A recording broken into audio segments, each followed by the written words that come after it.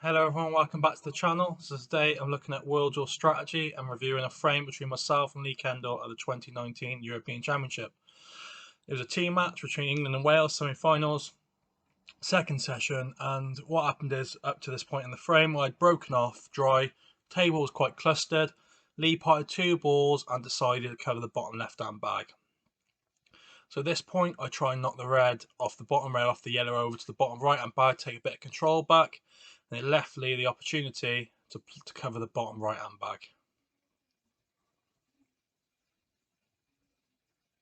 So he played this shot, covering most of the bag, and at this point I'm in total trouble. He's in total control, and at this point I need to buy myself some time. If he knocks out one ball here or plays a double or something, he's got a great chance to clear up, so I need to buy some time. I've smothered the red on top of the yellow, and this is a key shot that a lot of people miss, especially at lower levels. At World Duels, it's very important when you're in this sort of position to buy yourself some time and make the finish as hard, make the table and make the finish as hard as possible for your opponent to clear up. At that point, if Lee gets a double, he's got the chance, of course, to play the yellow across the plan and clear up. So I did get a bit lucky there; he didn't get the double. But at this point, I'm just looking to make the table as hard as possible and make the finish as hard as possible for him. So I knock the red over the middle bag, buy myself some more time, smother the black a bit, cover the black, and he decides, of course, to play the deliberate foul back because he's in total control. But in these situations, I can't win the frame. I'm looking to make it as hard as possible and try and force a mistake from my opponent and try and make it as hard as possible for him not to win the frame. Just making the finish as hard as possible and just hoping he makes a mistake. And I'm just buying myself time there. Got two shots here. My first instinct now is to try and fudge the red into the bottom right hand bag to try and cover the right hand bag. Luckily, he left me a long ball there, so I managed to pot the long ball, and with two shots here, I managed to smother the red in enough where it don't go easy, and it has to be hit quite hard to pot, so that's not as easy as what it was before. At this point, Lee just decided to decided to knock his ball a bit more into open play over to the middle bag here, and this gives me the opportunity to play the double here and I'm trying to get the black down into the business end, which I call the business end, which down where all the balls are. For not good for me is where I didn't hit it as well as I could, and the black just come out into open play. So this did give Lee the chance to go for him, which he did go for. Got a bit unlucky there where the reds come across and didn't really open the yellow up. If that yellow comes into open play, he can play a Karamir, or this positional shot here would be a bit easier. But he's played a very good positional shot here, coming just around it, but he's just kissed the yellow and he's not left himself ideal. If he comes past that yellow there, he leaves a straight ball to the corner. He can play the yellow into the bottom rail off the red, pot the yellow, and then he's got the yellow and black sat at his mercy. Luckily for me, he didn't get perfect on this ball and he's had to rein in again, and he's just developed it now so the yellow goes to the bottom left corner. At this point, I need to make sure I leave the whites safe, so I'm not leaving them shot over that bottom left, otherwise I can clear up. And at the same time, I've managed to knock the black onto the side rail.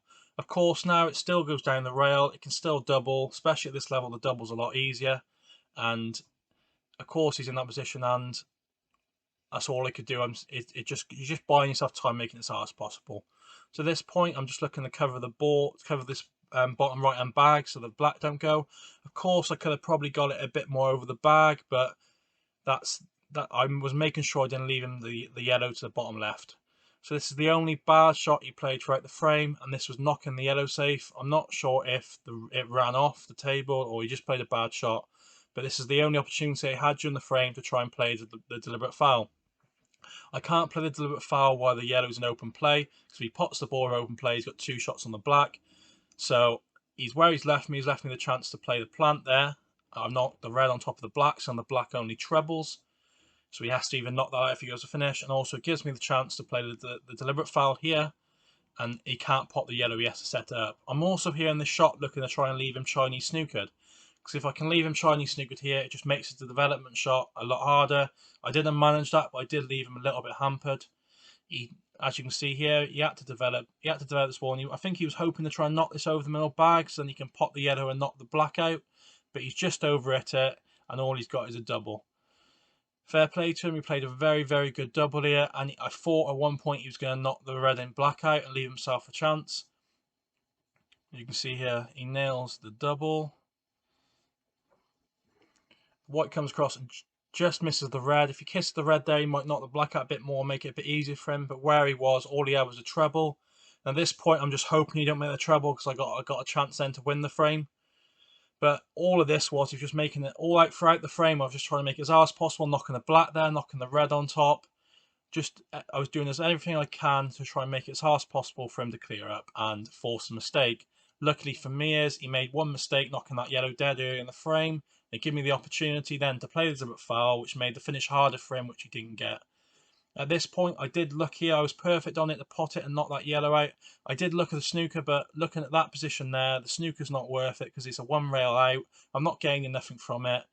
I've still got that red down the side rail. I've got the angle here to pot the yellow and pot the red, sorry, or across the rail in the bottom right and come across. What I was looking to do here was to come across and hit it rail first, knock the red over towards the middle bag, or knock it out into open play and leave me on the ball I'm closest to and nearest the black. But I did hit it half ball and it comes out okay, but I landed quite close to it. I landed with just a bit of angle and it was just really awkward. I was under pressure in the match, and once again I tweaked up. A number of times in big team matches, I've had tricky little shots like this where I've been close to a ball, and it just, after all that hard work, I was devastated I've missed this ball. All the hard work throughout the frame, just making sure I kept making it as hard as possible for him.